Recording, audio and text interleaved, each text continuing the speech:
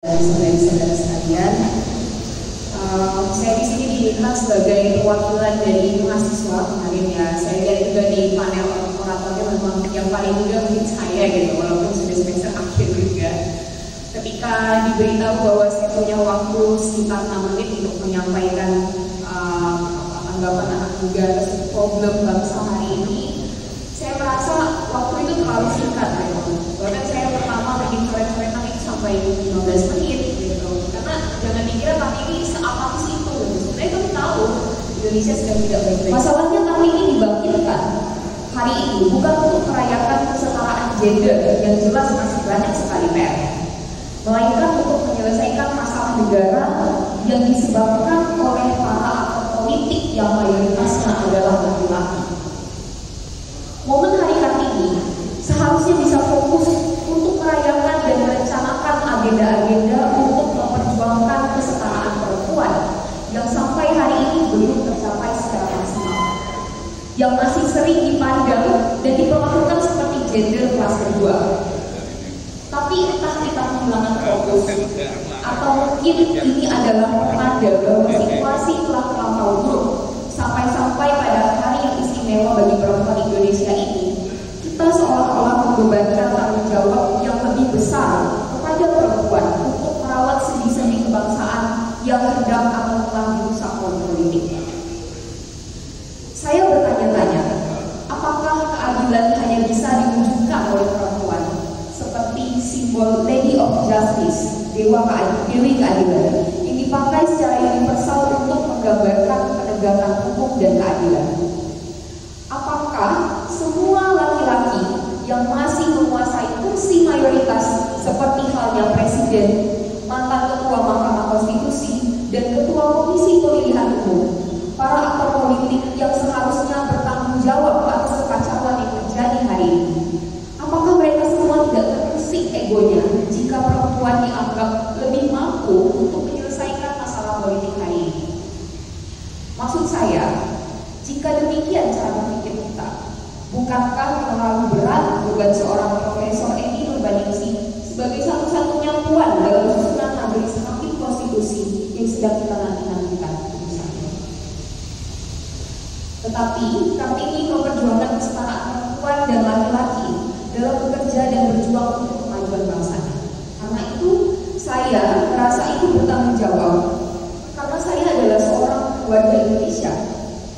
Saya ingin hidup di negara di mana demokrasi dapat memberikan kesempatan yang adil dan setara bagi generasi muda. Saya diundang hari ini sebagai representasi dari mahasiswa. Barangkali karena saya dianggap muda secara usia, semangat, dan keyakinan. Tapi sesungguhnya saya juga masih bertanya-tanya apa maknanya. Dan bagi para orang tua, apa yang diharapkan dari seorang anak muda? Apakah saya ini boleh dikatakan sebagai representasi orang muda? Bukankah saya terlalu kritis untuk ukuran anak muda yang dicari-cari oleh para golongan tua hari ini? Saat ini saya menyaksikan esensi muda yang sejati telah direduksi menjadi sebatas umur atau angka. Sedangkan karakteristik muda lainnya telah didikte dan dimanipulasi sedemikian rupa oleh banyak golongan tua. Ada dua hal yang menjadi kebingungan saya dan teman-teman. Yang pertama, banyak narasi pada hari ini menyebarkan paham bahwa muda adalah soal mengejar kesuksesan dengan segala cara. Anak muda diarahkan untuk memanfaatkan koneksi, uang, dan cara-cara lain, termasuk mengurangi perbedaan pendapat dengan yang lebih senior. Seolah-olah kurangnya pengalaman kami mempengaruhi valid atau tidaknya pendapat yang kami berikan. Di mana-mana saat ini suara anak muda seperti tidak ada artinya, dan pada akhirnya hanya didengar jika mereka mampu mengaplikasi keyakinan pokok golongan tua. Matinya idealisme dan matinya protes anak muda perlahan-lahan akan menghentikan mimpi akan perubahan. Yang kedua, anak muda diidentikan dengan selalu bersenang-senang, seperti politik kita hari ini yang direduksi pada janji-janji manis, musik, tarian, dan jargon yang aneh. Kami dibutakan dengan berbagai gimmick yang hina-hina kedalaman berpikir, yang pada akhirnya mengarahkan anak muda untuk menjadi individualis dan apatis.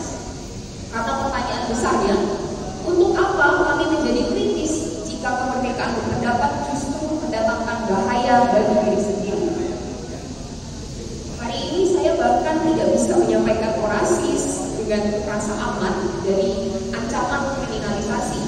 Apalagi saya bicara untuk menyampaikan tuduhan serius terhadap penyelenggara negara atas proses pemilu yang mencederai akal sehat dan hati nurani. Tapi jika pilihannya adalah berani menanggung resiko atau harus hidup dalam penyangkalan atas keyakinan saya sendiri, maka saya lebih memilih yang pertama.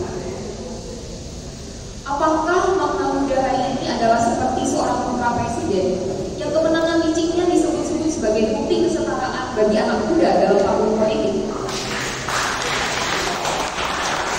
Jika setara, maka mengapa anak muda lain seperti saya dan teman-teman saya yang punya lebih banyak gagasan cemerlang untuk bangsa ini tidak dapat maju sebagai calon wakil presiden juga?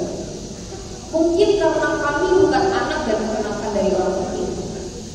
Idealisme dan cita-cita luhur yang kami perjuangkan dengan cara-cara yang benar tidak akan ada artinya karena kami bukan anak siapa-siapa.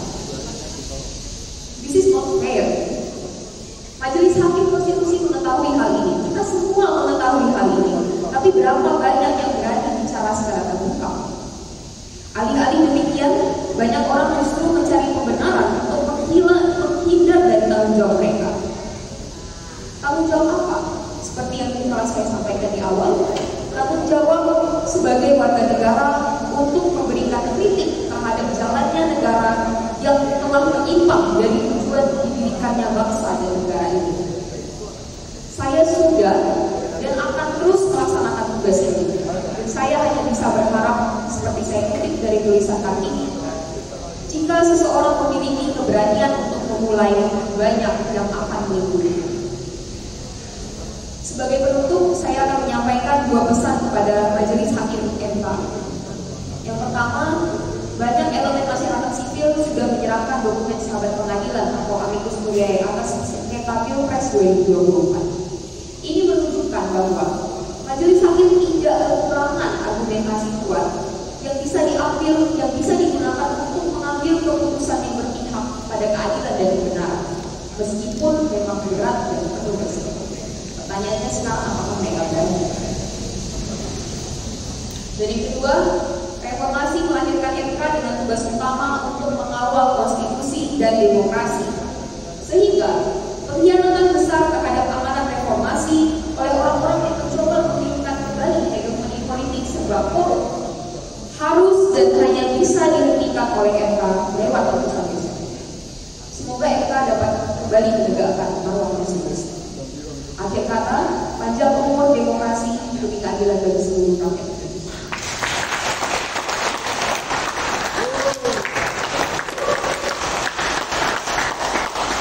Terima kasih Bapak Amanda Soal 3 pembicara.